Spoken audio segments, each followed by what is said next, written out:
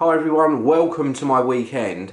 This is really very strange indeed, and I'll tell you why. I'm recording this into what looks like a lens off of a camera, when in fact it's one of Sony's lens cameras, the new Sony QX30. A big shout out to Park Cameras for sending me this out to review. Now I'm going to be recording all weekend with this, so you get to see how it performs in different lighting situations, and it just looks really weird.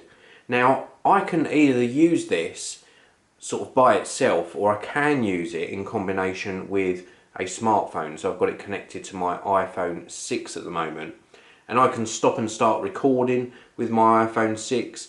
I can sort of frame the shot up a little bit, and obviously if I haven't got it connected to the smartphone, then I wouldn't be able to see sort of what the framing looks like. So it's really strange, very strange indeed. One of the things I found that I didn't like about this is that if I turn the camera off and it's in movie mode and I turn it straight back on again, it remains in movie mode, so I can stop and start recording with the shutter button on the QX30 without the need to actually connect it to this.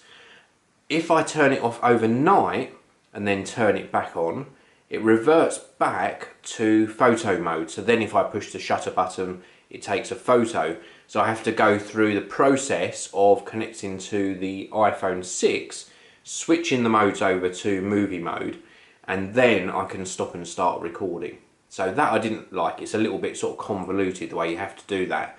But what I do like is it's ultra light. It looks really nice, very, very futuristic.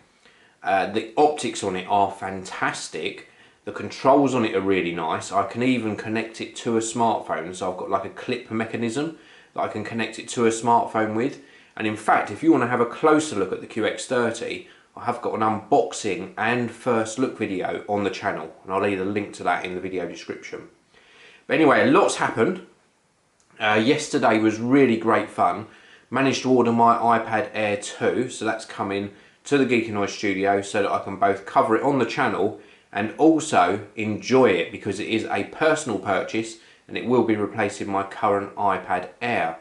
I've also got a Nexus 9 coming in, so I'm super excited about that.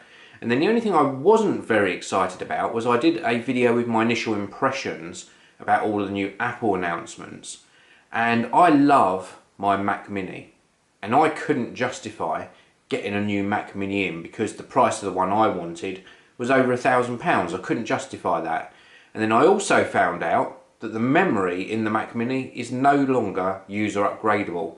Apple are doing this pretty much across the board on all of their computers, and in fact I think the only ones left that you can upgrade the memory to is the Mac Pro and also the new iMac and the current range of iMacs.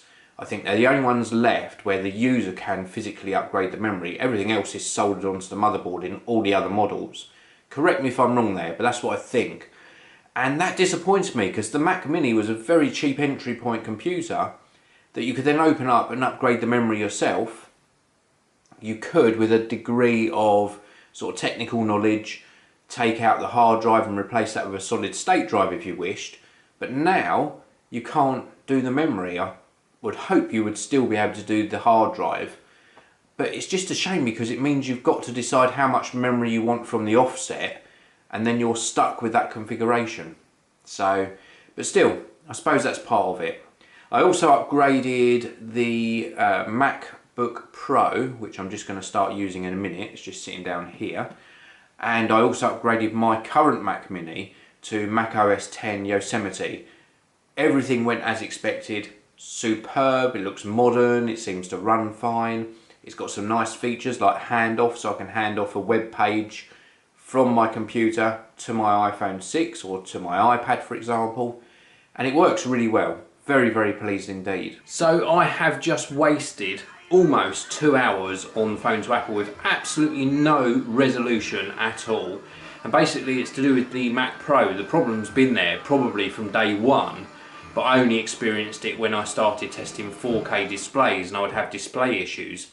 And even with the LG ultra wide display I've got on there now, the display still goes wrong sometimes. I get all of this sort of distortion and I have to restart the screen to rectify the matter. It's definitely an issue with the Mac Pro rather than the displays, because I've had two identical displays, both with the same issue. And I was just passed from department to department today, only to be told I have to ring back on Monday to speak to customer relations. Now, as always with my camera tests, I'm going to show you some of the items on my desk, starting with my Invicta watch. And looking at my iPhone display, it looks pretty good. I'm very pleased actually with the focus. So good job on sort of close-up focus. I'm round about 3 to 4 centimeters away from the watch. So let's have a look at some other bits on the desk, and look, we can see the actual iPhone here, which is controlling the Sony QX30. So that's pretty cool. As I go closer, you'll see Inception.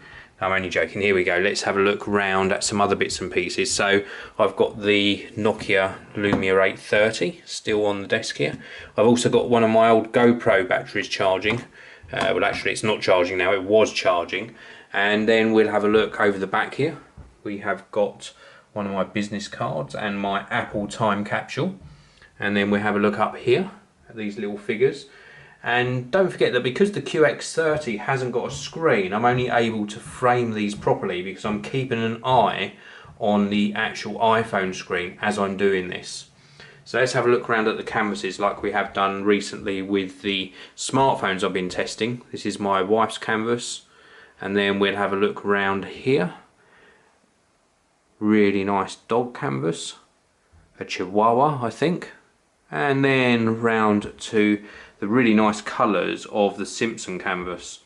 And the Simpsons are just one of my favourite cartoons, and I really do like this canvas. Very nice yellows and blues, a really good subject matter to test various cameras and smartphones out with. So it's looking good though. According to my iPhone screen, the colours are very, very accurate on the QX30. Now, as always with these camera tests and the smartphone tests, do bear in mind that sometimes I'm moving my head around as I'm talking to really just check how it handles audio from different directions. And when I was recording that last section of the canvases behind us, I was moving my head to keep checking on the iPhone screen just to see that I had everything in frame properly. So if you hear the audio sort of panning from left to right or changing in volume, that's the reason why. So now it's Sunday and the weather outside today is pretty bad. It's sort of windy, gloomy, rainy, still warm though, so sort of you have to put a coat on so you don't get wet, but you end up sweating then because you've got a coat on.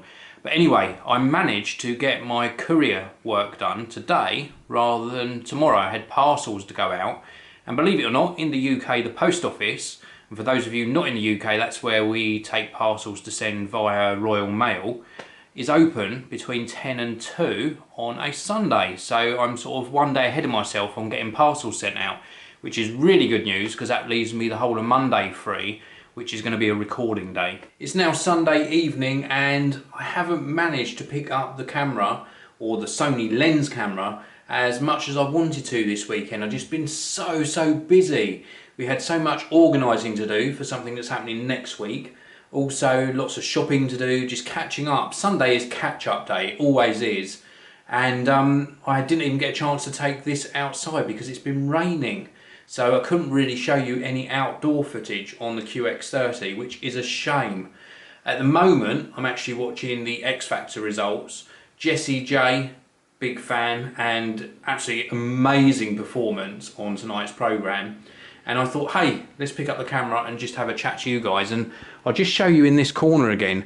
Now, I really do like the way the QX30 works. The user interface on the smartphone, as you can see here, is pretty good. You can obviously stop and start recording and change various settings on the QX30. So for the most part, I'm quite pleased with it. The only thing I can't get used to is the fact that you need to really have the smartphone connected to be able to get the most out of this little lens camera, which is a bit of a shame. I would have liked to have seen a few more controls on the actual sort of lens body itself, like even just a mode switch to switch between photo and video mode. I suppose that's my most wanted feature. If I could switch between the modes easily on the lens camera itself, then I wouldn't need to launch the app every single time. and what I found is I've been switching the camera on, hitting the shutter button, and it takes a photo when really I wanted to start or stop recording. But it works really well, and even in low light situations, even though it's got a small sensor inside, I've been really pleased with its performance. I haven't listened back to any of the audio yet, so I'm going to let you decide in the comment section, as always, to let me know what you think of both the video and audio quality. Now, next week for me is extremely busy. I've got so much recording to catch up on. I've also got the ongoing problem with the Mac Pro to sort out. I'm also hoping to take delivery of the iPad Air 2. That'd be really awesome if that turns up next week. I'm not sure when they actually start shipping. It said 2 to 4 business days on the shipping notice, so maybe by next Friday it will be in the studio, and then I'll bring you my initial video on it. Really looking forward to it. And because they've upgraded the camera in the iPad Air 2, I will be bringing you some camera tests with it as well, so you get to see how it actually performs for both video and photography. So anyway, that's it for this weekend's video. Please do leave me some comments, hit that like button, and I'll see you all in the next one.